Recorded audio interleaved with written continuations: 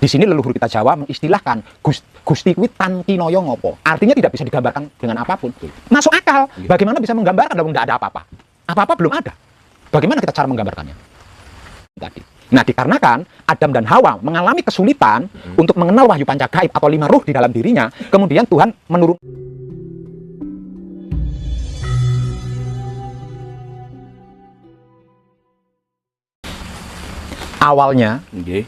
Awalnya itu tidak ada apa-apa. Apa-apa tidak ada. Kemudian saya gambarkan pakai rokok saja yang sederhana.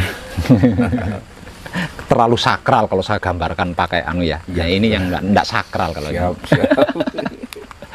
Awalnya tidak ada apa-apa, apapun tidak ada. Kemudian menjadi ada. Nah, ada yang pertama ini kemudian mengadakan. Artinya ada yang kedua ini kan dari ini kan, dari yang ada yang pertama ini tadi. Nah, setelah ada yang kedua ini menjadi ada, maka ada yang pertama ini menjadi tidak ada. Setelah ada yang kedua ini binasa, maka ada yang pertama tadi menjadi ada lagi sebagai tempat kembalinya yang kedua yang baru saja binasa ini tadi. Nah, setelah yang binasa ini kembali kepada yang pertama kali ada, kemudian menjadi tidak ada apa-apa lagi. Estafet kalau gitu, Pak. Ya. Lah, sekarang pertanyaannya, yang seharusnya disebut sebagai Tuhan itu tidak ada apa-apa, apa-apa tidak ada, atau yang pertama ada tadi?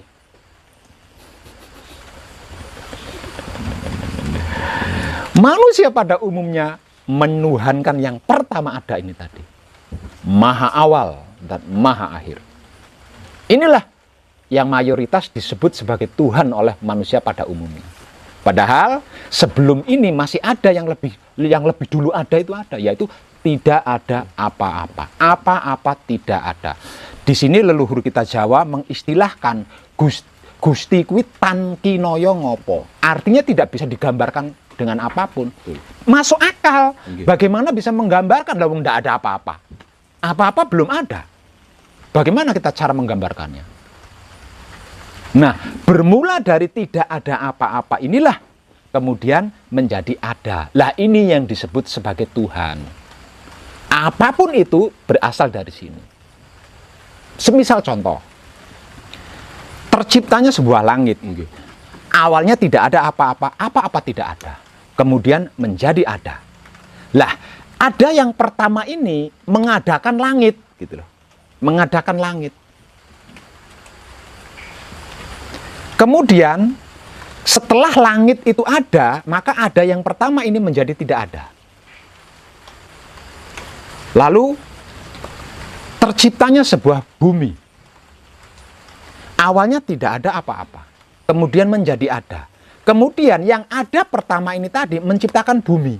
Nah, setelah bumi ini tercipta, lah yang pertama ada ini menjadi tidak ada. Begitupun seluruhnya. Proses penciptaannya adalah seperti itu. Namun berbeda dengan yang namanya manusia hidup. Nah, ini tentang manusia hidup. Awalnya tidak ada apa-apa. Apa-apa tidak ada. Kemudian menjadi ada. Nah, setelah ada yang pertama ini tadi kemudian mengadakan manusia. Tersebut Adam tadi ya. Dan bla bla hingga sampai ke anak cucunya. Nah, selama Adam ini tadi ada, maka yang ada pertama ini menjadi tidak ada. Ketika Adam ini binasa, maka yang pertama kali ada tadi menjadi ada sebagai tempat kembalinya Adam. Muncul lagi. Ya, muncul lagi. Nah, setelah Adam itu kembali kepada asal usulnya, kemudian menjadi tidak ada lagi. Begitu juga tentang seluruh manusia. Lah terus ya kalau harus dipermasalahkan ya yang layak disebut Tuhan itu yang tidak ada apa-apa tadi. Apa yang pertama tadi? Tapi kebanyakan sekarang itu yang pertama Pak. Yang pertama ada ini Mas. Makanya akan ditemukan apa ya surga ya neraka ki mau no.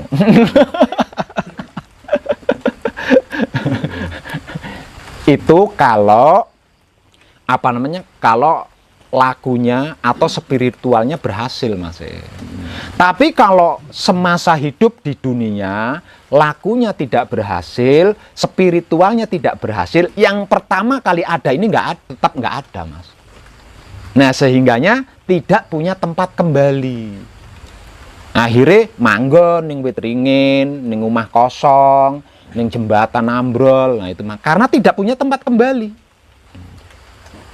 Kenapa kok tidak punya tempat kembali? Dikarenakan semasa hidup di dunia laku atau spiritualnya gagal mencapai kesempurnaan.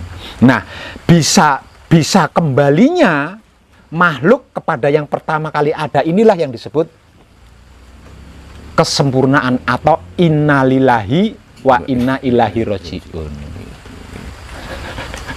Tapi harus berhasil spiritualnya di dunia ini. Lakunya di dunia ini harus berhasil. Terus ini Pak, lelaku yang paling penting dan tersulit dalam spiritual hakikat itu yang bagaimana Pak? Yang tersulit itu ada 5 tahap, Mas. Bisa dijelaskan Pak? Ya. Yang tersulit di dalam spiritual. Pertama, tahap pertama yang tersulit, utama tapi tersulit, adalah spiritual atau laku mengenal wujud. Mengenal wujud kita. Kenapa saya katakan sulit? Karena seumur hidup kita sudah mencerna bahwa tubuh kita ini berasal dari air hina, setetes air hina. Ini sulit banget, Mas. Merubah mindset ini, merubah cara berpikir ini sulit. Karena apa? Karena tubuh kita ya sebagai anak cucu Adam itu berbeda dengan tubuhnya Adam, Mas. Ya. Asal usul tubuhnya Adam, asal usul tubuhnya Hawa dengan asal usul tubuhnya anak cucu Adam, yaitu termasuk kita, ini berbeda.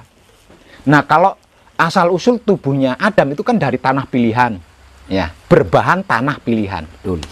Nah, kalau tubuhnya Hawa itu kan berbahan dari tulang rusuk Adam, berasal dari tulang rusuk Adam. Lah, berbeda dengan tubuhnya anak cucu Adam, yaitu kita. Tubuh kita itu tidak berasal dan berbahan dari tanah pilihan atau tulang rusuk.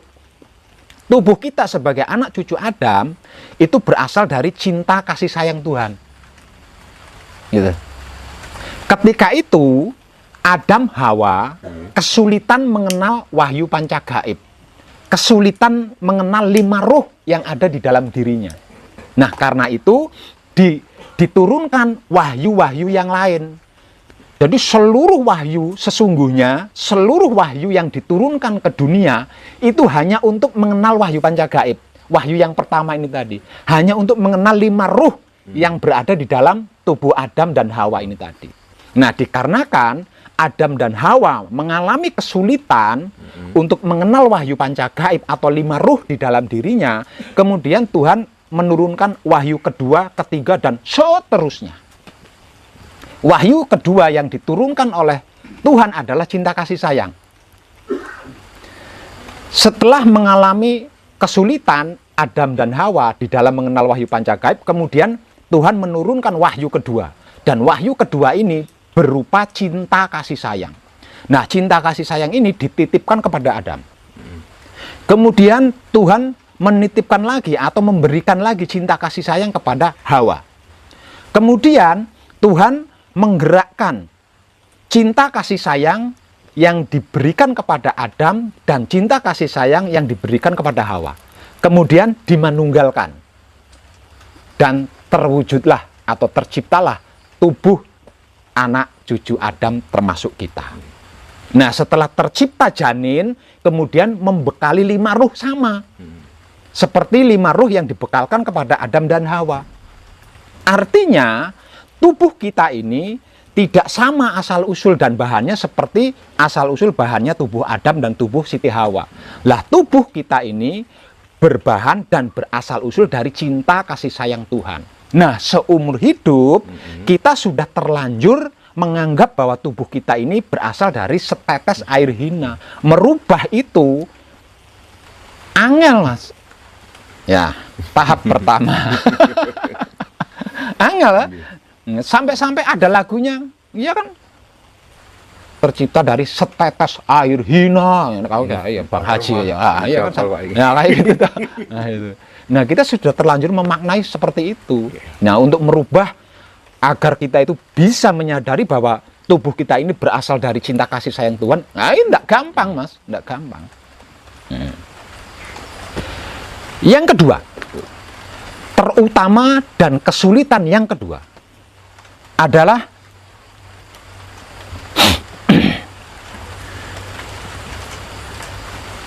mengenal asal-usul dan bahannya jiwa kita. Mengenal asal-usul dan bahannya jiwa kita. Nah, jiwa kita atau empat ruh ini berasal dari ilmunya Tuhan. Empat ruh ini berasal dari ilmunya Tuhan. Diambil dari sari-sarinya air, sari-sarinya angin, sari-sarinya api, sari-sarinya bumi. Lah, letak sulitnya di mana? Letak sulitnya di sini. Mereka berempat atau sedulur papat atau jiwa kita ini sifat asli bawaannya adalah pasrah kepada Tuhan. Satu, mutmainah kita sifatnya adalah pasrah kepada Tuhan. Dia tidak kenal apapun, tidak tahu apapun selain hanya pasrah kepada Tuhan. Yang kedua, aluamah kita. Aluamah kita ini yang berasal dari sari-sarinya angin ini, dia memiliki sifat asli bawaan dari sananya, yaitu menerima keputusan Tuhan. Selain hanya menerima keputusan Tuhan, dia tidak tahu apa-apa, Mas. Yang ketiga, saudara kita amarah yang berasal dari sari-sarinya api. Sifat bawaan aslinya dari sana adalah merasakan kenyataan Tuhan. Selain hanya merasakan kenyataan Tuhan, dia tidak tahu apa-apa. Sedangkan saudara kita yang keempat, yaitu Supiah, yang berasal dari sari-sarinya bumi, sifat asli bawaannya dari sana, yaitu menebar cinta kasih sayang Tuhan kepada apapun, siapapun, dimanapun. Selain itu, dia tidak tahu apa-apa. Nah, seumur hidup, bisa dikatakan kita nggak pernah pasrah kepada Tuhan. Apalagi menerima keputusan Tuhan. Tuhan memberikan keputusan, hidungmu pesek. Protes, operasi, rono, rene, rono. Ya, itu. Nah. Jadi keempat sifat mereka ini nyaris tidak pernah kita praktekkan. Yang selama ini kita praktekkan adalah ego, pamrih, arogan. Lah, merubah ini, merubah ego, merubah pamrih, merubah arogan supaya bersedia pasrah kepada Tuhan, menerima keputusan Tuhan, mempersilahkan kuasa Tuhan, dan menebar cinta kasih sayang Tuhan. Orang gampang, Mas. Tidak gampang itu. Wong awake dhewe sudah terlanjur kan, wis kulino. Enggak iso. Apalagi kalau sudah punya titel S7 kan. Apa enak S7? Enggak enak ya. Adanya S1, S2 ya. Apa meneh? Duwe titel, Mas. Bisa sampai-sampai bahkan bisa dikatakan, wah, saya sekolah dhuwur-dhuwur kok mung kongkon pasrah karo Tuhan, nerima keputusan. Oh ya mengko dhisik lah, terus kanggo apa aku sekolah dhuwur-dhuwur? Tidak mudah. Betul. Intinya tidak mudah. Merubah cara berpikir kita seperti itu. Yang ketiga, adalah mengerti dan memahami bahwa Tuhan itu menitipkan 3 singgasana di setiap diri manusia hidup. Nah, 3 singgasana yang dititipkan kepada setiap diri manusia hidup tersebut sebagai Baitul Makmur, Baitul Muharram, dan Baitul Muqaddas atau Baitul Maqdis. Dan tiga singgasana ini terlalu sering saya informasikan dengan bahasa sederhana sebagai otak atau pikiran, hati atau batin, kelamin atau syahwat.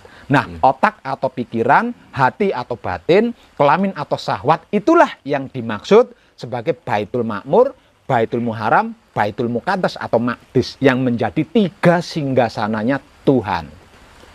Seumur hidup kita selalu sibuk dan rajin ngotori utek kan, berprasangka negatif, macam-macam.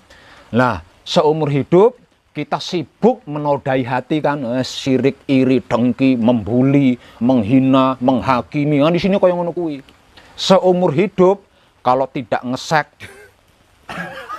ndak jantan gua. Lah, merubah cara berpikir ini kan gak gampang, Mas. Maka 3-tiganya itu adalah singgasana Tuhan. Aku bertahta di dalam Baitul Makmur yang ada di dalam kepala Adam. Di dalam kepala ada otak, di dalam otak ada manik, di dalam manik ada bla bla bla. Aku bertahta di dalam Baitul Muharram yang ada di dalam dada Adam. Di dalam dada ada hati, di antara hati ada jantung, di dalam jantung ada bla bla bla bla. Aku bertahta di dalam Baitul Muqaddas yang ada di dalam kelamin Adam. Di dalam di bawah kelamin ada peler atau trijilan atau perisilan. Nah, di dalam perisilan itu ini kalau disederhanakan artinya 3 itu kan singgasana Tuhan. Nah, seumur hidup kan kita selalu orang gampang itu, Mas. Yang ketiga ya. Iya, ketiga. Yang ketiga, Pak. Yang ketiga.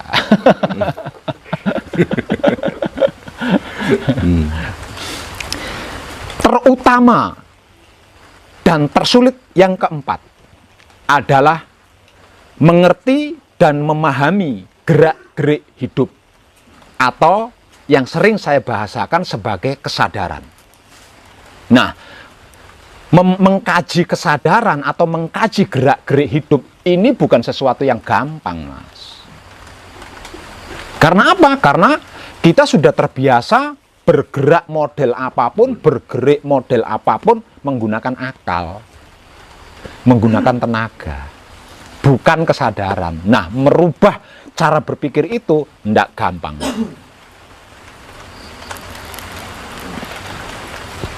Sedangkan yang utama kelima dan tersulit bagian kelima, menyadari bahwa sesungguhnya Tuhan itu ada di dalam diri kita, bukan di luar diri. Nah, selama ini seumur hidup kita menyadari Tuhan itu ada di pucuk gunung, ada di